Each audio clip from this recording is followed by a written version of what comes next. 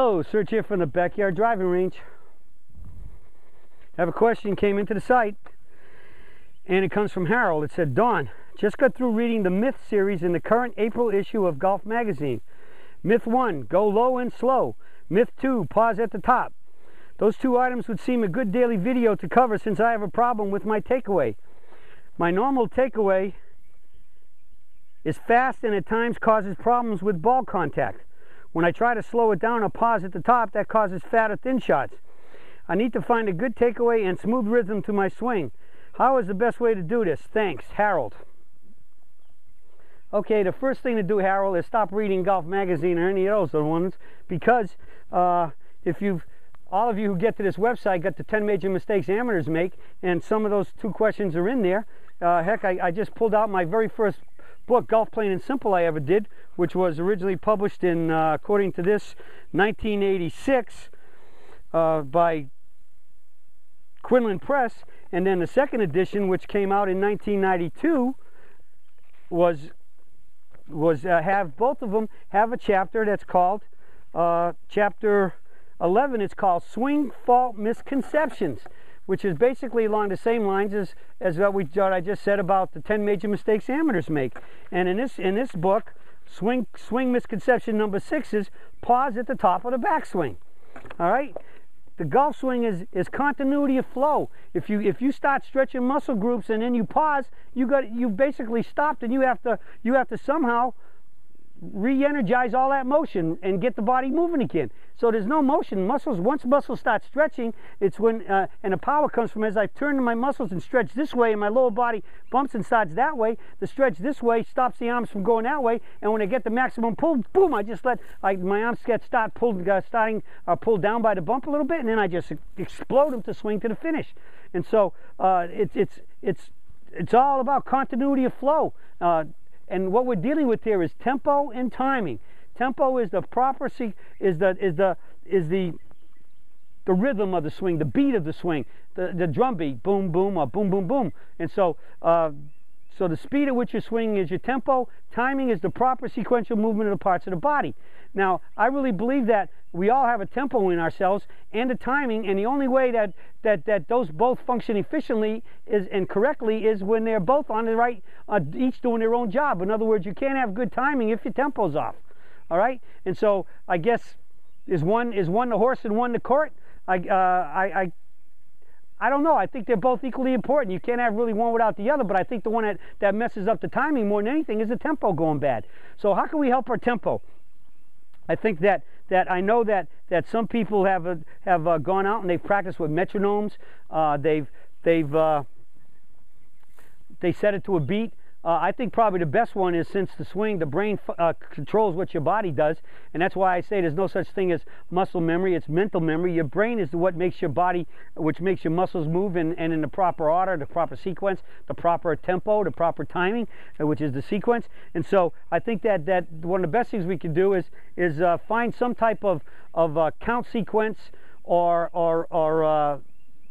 hum a tune or something that gets you in the proper place. Like a good count sequence would be, if you want to get in that, would be, say, as soon as you say 1, you go 1, 2, 3, and hit the ball. So you go 1, start your takeaway, 2, you get to the top with the transition is 1, 2, and 3 is impact.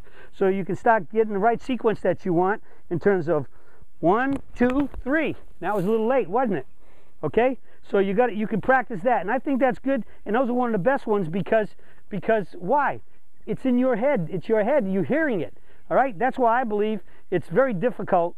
And I think, and I've talked to some sports psychologists, that practicing with headphones on and no matter what you're listening to, it's noise in your ears, which is noise on the brain, which means you can't be hearing and sensing and feeling what your brain in your brain, what all your body's doing. And I think one of the most critical and important things in terms of getting better with a golf swing is be able to stand here and also hear your divot, hear your ball contact on the club, and hear the club contact to the ground, so you can hear the impact.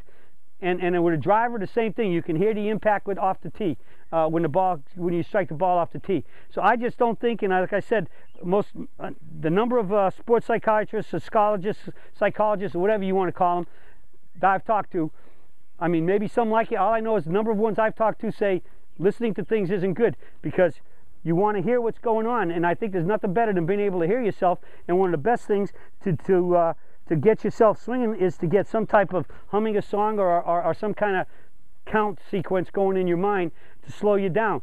And so those are the main things I think that you can do to slow your swing down so you can have a consistent timing. And again, coming back to the fact that Harold said something about pausing at the top, taking it away low. I mean, we don't take it away low. I mean, heck, it's just if you're going to stand here and throw a ball, you're just going to lift your arm up. You don't see a pitcher take his arm and go low. A quarterback doesn't go low and swing up. They just go boom, they pick it right up.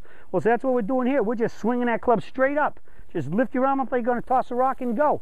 I mean, so low is it's not in one of my 10 misconceptions, but it certainly is one of them. And so I've had players who have nice vertical swings, and I saw them giving a lesson, and they were using the old stick a tee in the ground and clip it on the way back. I had one put a silver dollar down once, and he said, click that silver dollar on the way back. And that guy was as vertical and lifted the club up as good as I do. So why was he saying that? He wasn't doing it.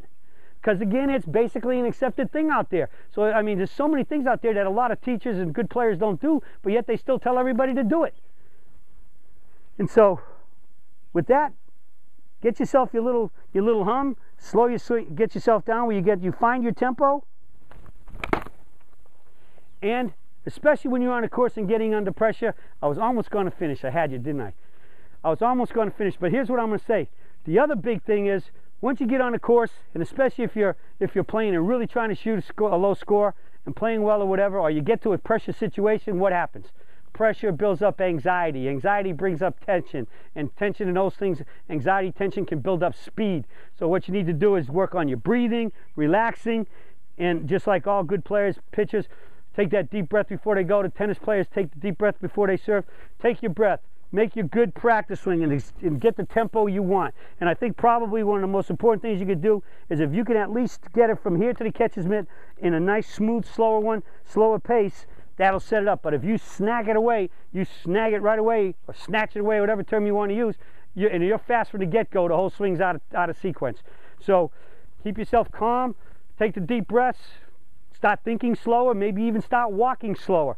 Just slow yourself down when you feel yourself starting to get fast, and keep to your chant or your number counting, whatever it is you use if you do that, and so you can keep that good pace, because tension breeds speed, and anxiety and all those things breed speed. All right, so get your count, get your chant, and take it away into the mitt slower, and then explode to the finish. Okay? Well, that's it for the Surge for today, and I'll be talking to you all again soon.